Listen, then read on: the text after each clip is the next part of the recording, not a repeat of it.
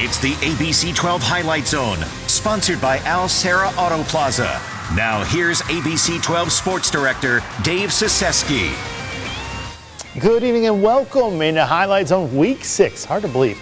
We got plenty of great matchups across mid-Michigan tonight and no shortage of storylines from brand new stadiums being unveiled to undefeateds going head-to-head. But we begin our night in Grand Blanc where our community came together in a big way this evening. It was an SPL South showdown between the Bobcats and the Lapeer Lightning. And history says this one usually goes Grand Blanc's way, with the Bobcats taking 4 of the last 5 meetings. It's the Bobcats hosting the Lightning in our game of the week. Lightning and Bobcats meeting in an emotional night as the message clear for Grand Blanc: we are better together. Bobcats wearing helmet decals honoring all impacted. All Cats in this one. First quarter from the 26 Morrow, hands off to sophomore sensation Ashton Brown, and Brown with a shake and bake as he finds his way into the end zone. Cats take the 7-0 lead early. Same score, 3rd and 14 for the Lightning when QB Cameron Vanacek with the pressure in his face, but he's able to find Evan Pretty for the first down. Pretty play for Lapeer, but later in the drive on 4th and 1, the Lapeer offense would turn it over on downs, and the nice stop there from Elijah Wells.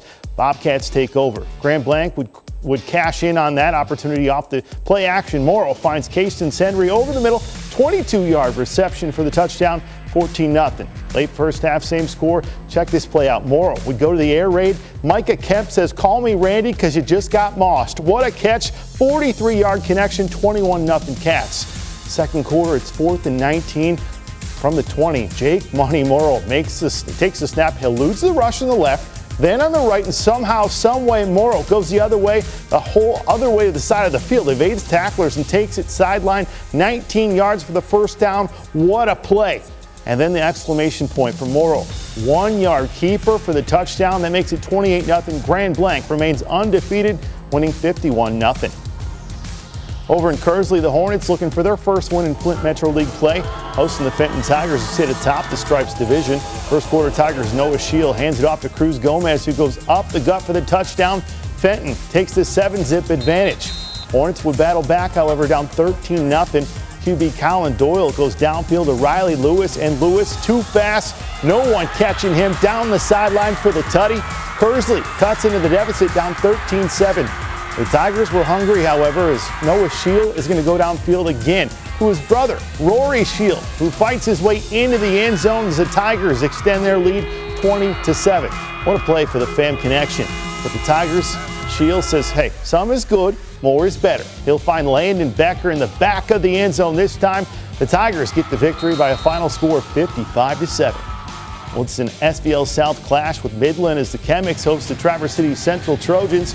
Trojans looking to snap a 3-game slide. First half, TC takes the opening drive downfield. Rutger Feeney would finish the drive off with his touchdown run. Trojans up 7-0. TC defense would stop the Chemics drive on the beautiful pass breakup, and here comes the Trojan O. QB Isaac Turnwald keeps the ball in for the Trojans score as he goes up the gut for the long touchdown run. No one catching him. TCC takes the 14-zip advantage. TC would add another touchdown. Turnwald to glee here, and he gets past the secondary for a huge score. That's a huge pass and catch from the dynamic duo, and we've seen it all season long as Glee finds Pater. All TCC early in this one. Midland will get on the board with the pass, though, from Edwards-Benner to Kaloa. You'll see that play here. It's a perfect pass and catch connection. But in the end, however, it's the Trojans on top, 28-14 the final. Well, time for a quick break, but when we come back, it's a clash of unbeatens. A pair of 5-0 teams battle for the top spot in the Tri-Valley Blue, plus a Saginaw Flint showdown as the Cavaliers square off with the Hawks. All that and plenty more is coming up next here in the Highlight Zone.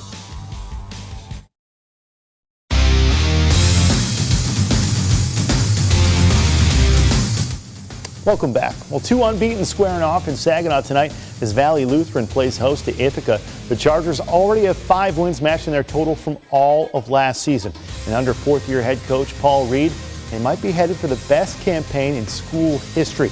As for the Yellow Jackets, what more needs to be said, right? Just 4 losses in the last 4 years. And under head coach Jordan Hesbrook, as they look prime for another deep run.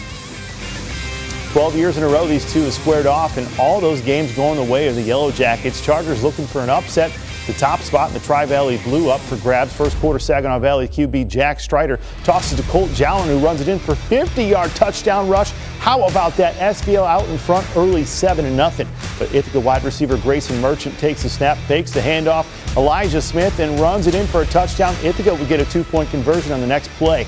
Ithaca QB Gibson Ranji hungry for more. This time he'll pass to wide receiver Riley Guild for a 60-yard tutty. Ithaca would once again successfully get the 2-point conversion, up 16-7. SVL battling back. Jack Strider hands it off to Colt Jalen on a 3rd and goal. He'll score from 1 yard out, 16-14. But Gibson Ranji would go downfield once again, a 15-yard strike to Devin Fisher. But in the end, how about this? SVL gets a nail-biter, 23-22. Well, Battle of Flint and Saginaw is Carman Ainsworth on the road taking on Heritage. After an 8-4 year, the Hawks sitting at just 1-4, decimated by injuries. But they wouldn't let that get them down. Packed house for homecoming. We'll join them in the second quarter up 27-8, but don't let the score fool you. Carman Ainsworth not giving up a long run by sophomore Caleb Callahan, putting the Cavs in prime position to score, but would they? Well, they get inside the 10, pushing, but turning it over on downs. That's a heartbreaker for them. And then the Eagles would take over. A nice long drive for the Eagles coming up. They take it all the way down to the 7-yard line. You're seeing the defense there stand up for them. With seconds left in the first half, senior QB Connor Grief showing he's got wheels. The pump fake and the run sets Heritage up with the striking distance. But the Cavs' Samir Randolph with a last-second pick to end the half. Heritage striking right away in the third. How about this play? Grief with the bomb. The number 10 sophomore Kingston right. They go on to win by a score of 49-14. Success, accomplishments, high expectations, achievement, all of those things that we want for our children. We now have the foundation to do it. And we've just got to put in the work to make certain it happens.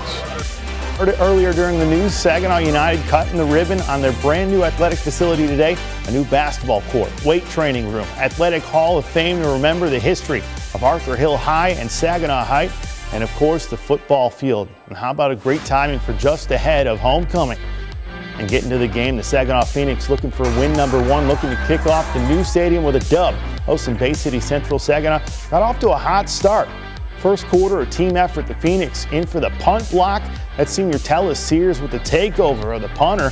That's a big hit. They'd set them up inside the red zone. Number 0, Javel Robinson would take the pitch. The senior takes it all the way into the end zone. First score on the new turf with the backflip. Look at this. My back hurts just watching that, but hey, be young and flexible, young man.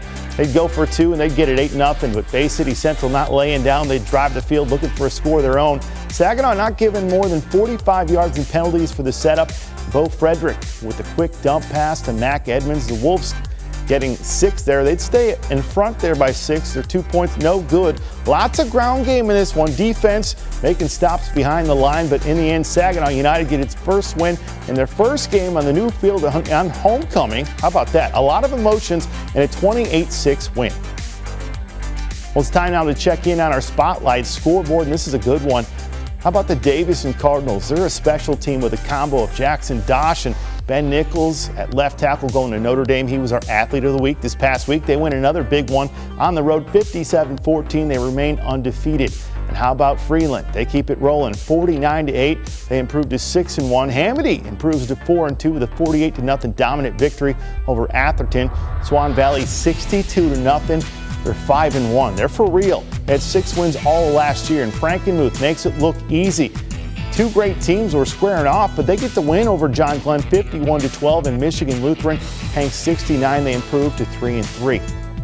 Well, time for a highlight of the night, and this one was pretty easy to pick. Grand Blanc's Micah Kemp was a man among boys on the turf tonight, hauling in a 42-yard touchdown catch and run to the end zone for the Bobcats. The talented senior able to make his way back to the ball and haul it in and run it into the end zone. Kemp and Morrow lead the way as Grand Blanc stays unbeaten on the season. Morrow and Kemp, your play of the night. What a beauty it was.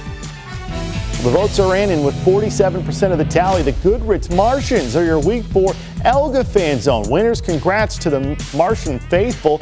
You've officially punched your ticket to the postseason bracket, but now it's on to Week 5, and the competition is heating up. This week, we're calling on the fired-up fans from Midland Chemics, Kearsley Hornets, Saginaw Valley Lutheran Chargers, and the Lapeer Lightning. Only one can move on, and that choice is in your hands. All you have to do is head over to abc12.com/fanzone to cast your vote. In our online poll each week, we crown a new winner until one school stands alone as the ultimate Elga Fan Zone champion. Well, following a tough loss to USC, Michigan State head coach Jonathan Smith and his staff used the bye week to reset and address some issues on defense. Smith admitted that though the first 4 games of the seasons, they weren't exactly up to standard, and calling the USC performance glaring and stressed the importance of improving. Well, it was glaring, game 4 versus game 1 through 3 in regards to run defense. And so we got to be able to make people, one-handed, to be honest with you. You can't have that kind of balance, and that was out of the ordinary. So we took a deep look at that. It never is, but it's not just one thing. We got out of our gap, missed the line. We got too much movement sometimes in our blitzes, schemes, creating too much air there. We've got to play some tighter coverage to force people out of the run game. Make it challenging there, so it was good in regards to looking at 4 games, and there's always opportunities to improve, and we needed to do it. Well, Michigan comes out of the bye week not just with head coach Jerome Moore back, but on the sidelines also. Rod Moore will be on the sidelines. No relation. After missing nearly a year with a torn ACL, Moore returns to give the Wolverines defense a big boost as they get set for a primetime trip to Wisconsin. The veteran leader called his comeback emotional, and his presence could be exactly what Michigan needs heading into the heart of the Big Ten play. Well, hey, that'll do it for Week 6 of the Highlight Zone. What a night of high school football action it was, but the fun doesn't stop there. We've got a huge weekend of sports ahead. Wolverines, Spartans, Chips, all back on the field. The Tigers and Red Wings in action. And hey, how about those Tigers? Let's keep that postseason run moving. Thanks for spending part of your Friday night with us. We'll be back with more high school football next week. But until then, enjoy your weekend. Please enjoy that weekend. We'll see you right here, same spot next Friday. We appreciate everyone. Hey, lots of big games this past week, but even more next week. Have a great